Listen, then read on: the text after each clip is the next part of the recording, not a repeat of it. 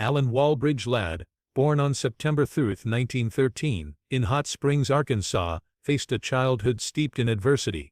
His father, an accountant, died in a fire when Ladd was only 4, leaving his mother, Ina Raleigh Ladd, to raise him and his siblings alone. The family's financial woes forced a move to California, where they struggled to make ends meet in the San Fernando Valley. As a child, Ladd was frail, often malnourished, and painfully shy, his reserved nature isolating him from peers. Yet he found refuge in physical activity, excelling in swimming, diving, and track during his school years. At North Hollywood High School, he discovered a passion for drama, performing in school plays and writing short stories, which ignited his dream of acting. His early ambition was tempered by reality. After graduating, Ladd took on menial jobs: gas station attendant, carpenter, hot dog vendor, and fruit picker, while seeking a foothold in Hollywood. In the late 1930s, he landed minor radio roles and uncredited film parts, including a fleeting appearance as a reporter in Orson Welles' Citizen Kane, 1941. These small steps, though grueling, built his resilience and honed his craft. Ladd's breakthrough came in 1942, with This Gun for Hire,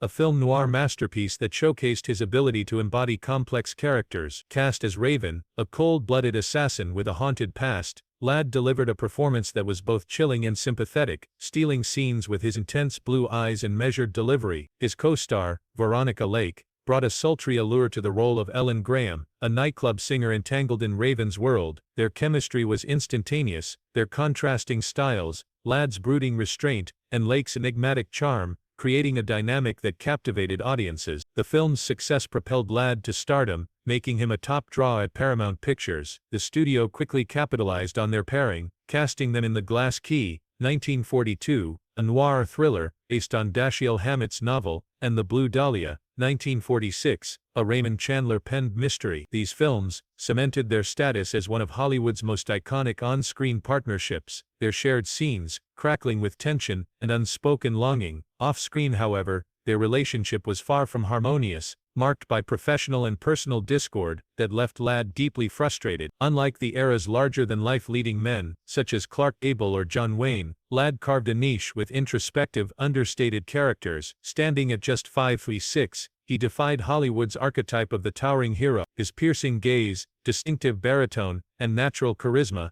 lent him a commanding presence, transforming perceived limitations into strengths. He gravitated toward roles as loners, outlaws, or reluctant heroes, men of few words but profound emotional depth. His performances in films like Whispering Smith, 1948, a Western blending action with moral complexity, and The Great Gatsby, 1949, where he played the enigmatic Jay Gatsby, showcased his ability to convey vulnerability beneath a stoic exterior. This signature blend became his hallmark, resonating with audiences who saw in him a relatable everyman navigating a harsh world. Ladd's defining role came in 1953 with Shane, a Western directed by George Stevens that remains a cornerstone of the genre. As Shane, a mysterious gunfighter seeking to escape his violent past, Ladd delivered a performance of remarkable nuance, balancing tenderness with steely resolve. His interactions with a homesteader family, particularly the young boy Joey, played by Brandon DeWild, revealed a longing for peace that his character could never attain. The film's climactic scene, where Shane rides into the Teton Mountains as Joey calls after him, is among cinema's most poignant moments, its imagery etched into cultural memory. Shane earned critical acclaim, a Best Picture nomination, and enduring reverence, with Ladd's portrayal often cited as one of the finest in Western history. The film's themes of sacrifice and redemption mirrored Ladd's own struggles, lending his performance an authenticity that transcended the screen. Ladd's personal life was a tapestry of love, loss, and resilience. His first marriage, to Marjorie Jane Midge Harold, began in October 1936, when he was 23 and still scraping by. Midge, a quiet and supportive high school friend from Southern California,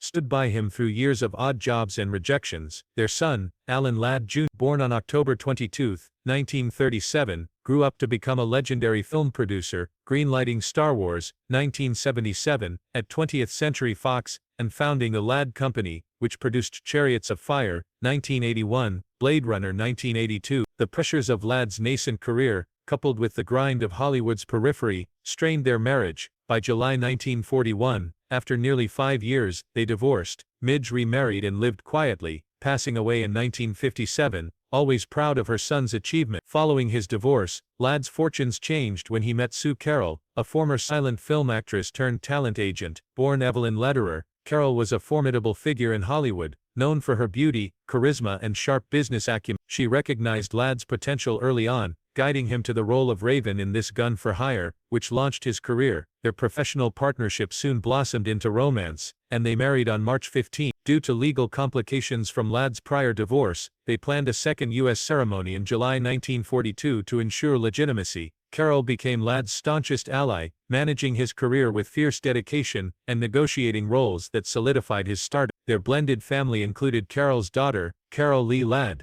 born in 1932, whom Ladd raised as his own. The couple had 2 children, Alana, born on April 21, 1943, during Ladd's brief military service in World War II, and David, born on February 5. Despite health issues that limited his Army tenure, Ladd remained a devoted father. Alana pursued a modest acting career, appearing in films like Young Guns of Texas, 1962, while David acted alongside his father in The Proud Rebel, 1958, a touching father-son drama, and later became a producer. The Ladd family's tight-knit bond provided stability amid Hollywood's chaos, and Carroll's devotion to Ladd endured until his death in 1964. She continued to champion his legacy, supporting their children's careers until her own passing. Ladd's professional collaboration with Veronica Lake, while commercially successful, was a source of profound misery, driven by a confluence of personal, professional and external factors. Their differences were stark and multifaceted, creating a working environment that tested Ladd's patience and professionalism. First, their personalities clashed irreconcilably. Ladd was a consummate professional, punctual, prepared and deeply committed to his craft. He approached acting with a quiet intensity, preferring to let his work speak for itself. Lake, by contrast, was mercurial and unpredictable, with a reputation for unprofessional behavior. She frequently arrived late, sometimes unfit to perform, and disregarded the disciplined atmosphere Ladd valued.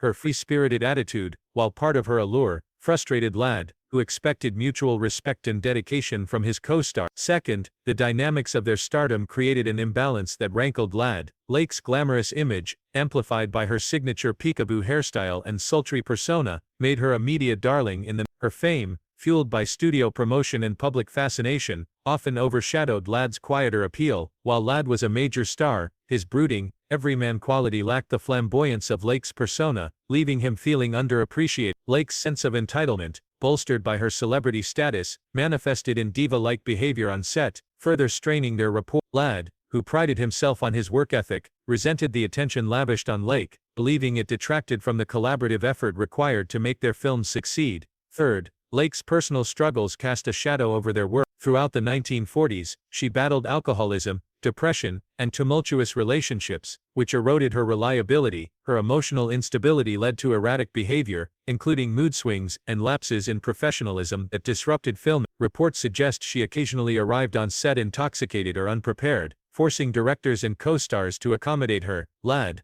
while not unsympathetic, found her struggles a hindrance, as they compromised the quality and efficiency of their production. Lake's personal demons were compounded by professional setbacks. As her career waned in the late 1940s, the industry's shift away from her glamorous archetype exacerbated her insecurity, making her even more challenging to work with. Fourth, their physical differences, particularly in height, posed logistical and psychological challenges. At 5'6", Ladd was only slightly taller than Lake, who stood at in an era when on-screen couples were expected to conform to traditional ideals of physical compatibility. This disparity was a significant issue. Directors employed camera angles, platforms, and careful blocking to create the illusion of a taller leading man, a process that Ladd found distracting and humiliating. These adjustments shifted focus from acting to superficial concerns, undermining his confidence and adding to his frustration. Lake, often paired with taller actors like Joel McCrea, was less affected, but the constant maneuvering underscored the artificiality of their partnership. Fifth, Lake's unpredictable approach to acting clashed with Ladd's methodical style. Ladd was meticulous, rehearsing lines and refining his performance to ensure precision. Lake, however, relied on spontaneity,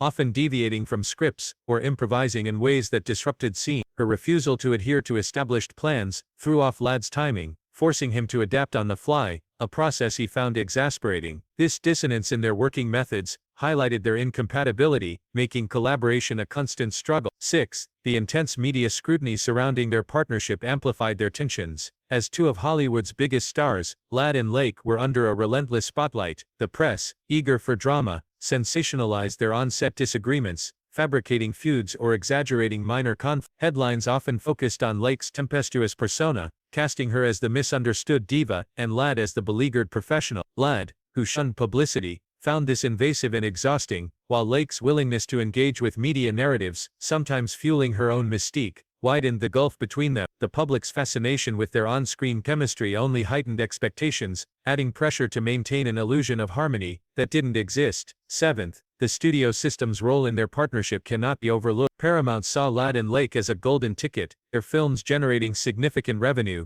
This led to a relentless push to pair them, regardless of their personal discord. The studio's focus on Lake's image, coupled with its willingness to indulge her behavior to keep her productive, created an environment where Ladd felt marginalized. The pressure to deliver box office hits, while navigating Lake's unpredictability and the studio's demands, left Ladd feeling trapped in a partnership that, while lucrative, was emotionally draining. 8th, the broader context of their collaboration added further strength. The 1940s were a tumultuous time in Hollywood, with World War II impacting production schedules and studio priorities. Ladd's brief military service in 1943, though curtailed by health issues like ulcers, coincided with the filming of The Glass Key, adding logistical challenge. Lake's own struggles with the studio system, including conflicts over typecasting and creative control, spilled over into their work, creating a fraught atmosphere. The cumulative effect of these external pressures made their collaboration even more challenging, as both actors grappled with the demands of fame in a rapidly changing industry. After The Blue Dahlia in 1946, Ladd and Lake never worked together again. Their films were undeniably successful, contributing to their legacies and Paramount's coffers, but the experience left Ladd disillusioned. He later reflected on Lake's unprofessionalism as a major obstacle, noting that her behavior diminished his enjoyment of their project. The ordeal shaped his approach to future collaborations, making him wary of co-stars with similar temperaments. Lake's career, meanwhile, declined sharply in the late 1940s, as her personal struggles and changing audience tastes sidelined her. By the 1950s, she was largely absent from major films, her brief comeback in Flesh Feast, 1970, overshadowed by her earlier triumphs. Ladd's career continued into the 1950s, though he faced challenges of his own. The rise of method acting, and shifting audience preferences, made it harder to sustain his noir and western persona. Films like Appointment with Danger, 1950, and The Iron Mistress, 1952, showed his versatility, but typecasting and studio politics limited his opportunities. He ventured into producing with The Proud Rebel, 1958, a personal project that allowed him to work with his son David, but financial struggles and health issues took a toll. Ladd suffered from chronic insomnia,